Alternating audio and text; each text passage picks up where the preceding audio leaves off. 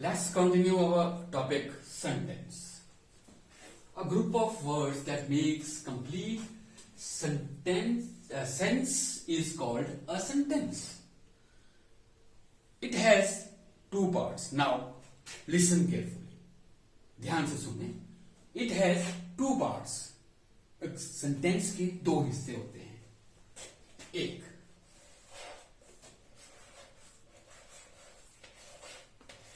subject. Number two, predicate.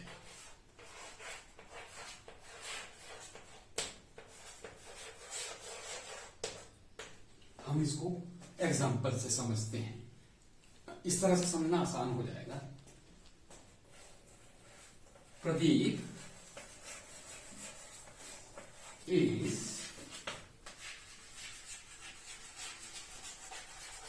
reading a book. Listen carefully. Pradeep is subject. Pradeep is subject. Pradeep करता है. And is reading a book is predicate. जो बात हो रही है प्रदीप के बारे में, जो बात हो रही है वो प्रेडिकेट है, और जिसके बारे में, कर्ता के बारे में जो बात हो रही है वो सब्जेक्ट है. Pradeep is subject and predicate.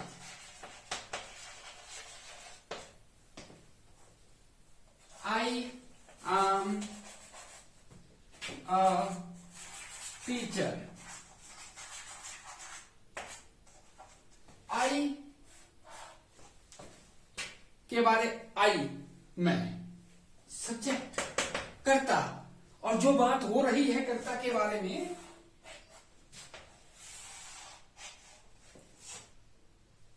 M a teacher. Am a teacher, this is predicate. This is predicate. I subject, am a teacher predicate. Let's take some more examples. यहां हमने प्रेडिकेट लिखा है, हम इसमें ऐड करेंगे सब्जेक्ट, ताकि एक मीनिंगफुल सेंटेंस बन जाए, जिसे हम सही मायनों में सेंटेंस कहते हैं. प्रेडिकेट है रीड्स इन 4th क्लास. प्रेडिकेट बताया जा रहा है कि वो 4th कक्षा में पढ़ता है. कौन कौन? किसी का नाम भी हो सकता है, या प्रोनाउन से भी हम शुरू कर सकते हैं. He reads in 4th class. Clear हो रहा है. सब्जेक्ट के बगैर रीड्स इन 4th क्लास. प्रेडिकेट बहुत सही ढंग से नहीं उभर रहा है, लेकिन जैसे ही हम सब्जेक्ट यूज करते हैं, कैपिटल लेटर क्लोज करते हैं फुल स्टॉप से, एक सेंटेंस हमारे सामने आता है जिसका एक सिक्वेंसफुल मीनिंग है. He reads in 4th class. वो 4th कक्षा में पढ़ता है. उसी तरह से यहां आप यहां एक प्रोनाउन फिट कीजिए, अपनी तरफ से भी कोशिश कीजिए ना. जैसे इज माई सिस्टर, प्रोनाउन अगर यहां क्या लगेगा? She. Subject is my sister. अब एक सेंटेंस उभर के सामने आया है. She is my sister. वह मेरी बहन है. सब्जेक्ट के बगैर प्रेडिकेट आधा अधूरा था. Next one, has many branches. Has many branches. बहुत सी शाखाएं हैं. किसकी? किसकी? It has many branches. Subject आया, एक सेंटेंस क्लियर हुआ, उसका कुछ मीनिंग निकलना शुरू हुआ. नेक्स्ट लेते हैं, आर हेल्पफुल टू अदर्स. दूसरों के लिए मददगार है, आधा अधूरा है. प्रेडिकेट है, क्लियर तो हो रहा है प्रेडिकेट, लेकिन सब्जेक्ट कहां है? Subject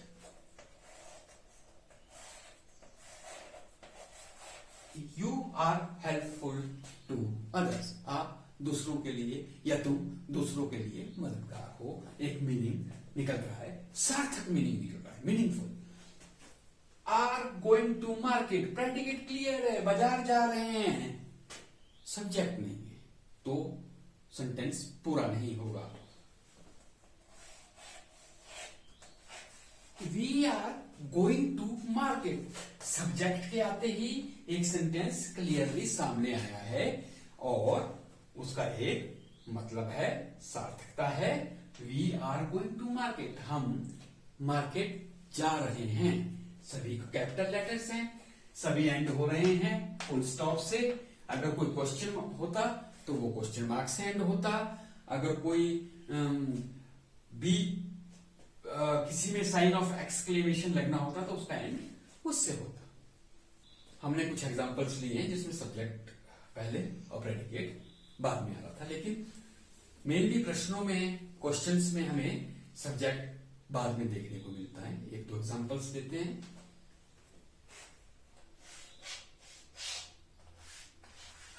Who are you? एक सेंटेंस के सभी क्वालिटीज इसमें है, लेकिन सब्जेक्ट बाद में है।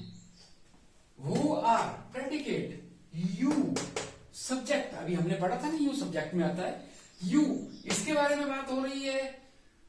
क्या बात हो रही है? वो आर, यू आप कौन हैं।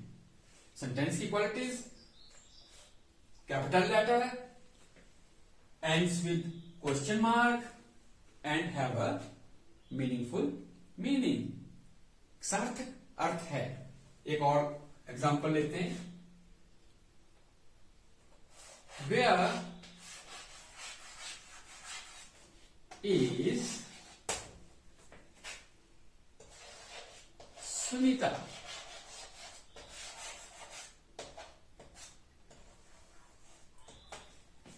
सुनीता कहां है? वे इज सुनीता, सब्जेक्ट बाद में आ रहा है, प्रेडिकेट पहले आ रहा है। ये क्वेश्चंस में होता है। इसके बहुत से एग्जांपल्स हो सकते हैं, आप अपने उन एग्जांपल्स को अपनी कॉपी पे जरूर लिखें। कैपिटल लेटर से शुरू हो रहा है, एंड विद क्वेश्चन मार्क। जो भी चीज क्वेश्चन मार्क से एंड होती है वो क्वेश्चन होता है, वेरी सिंपल। एंड एक सार्थक मतलब है, तो फिर ये सेंटेंस है। इसी तरह से आप लोग प्रैक्टिस करें, निरंतर प्रैक्टिस करें, अपनी बुक से भी इस तरह के सेंटेंसेस निकालें और उसमें से प्रेडिकेट और सब्जेक्ट को अलग अलग कर सकते हैं। ये बहुत अच्छी प्रैक्टिस होगी और आने वाली क्लासेस में भी आपके काम आएगी। Thank you so much.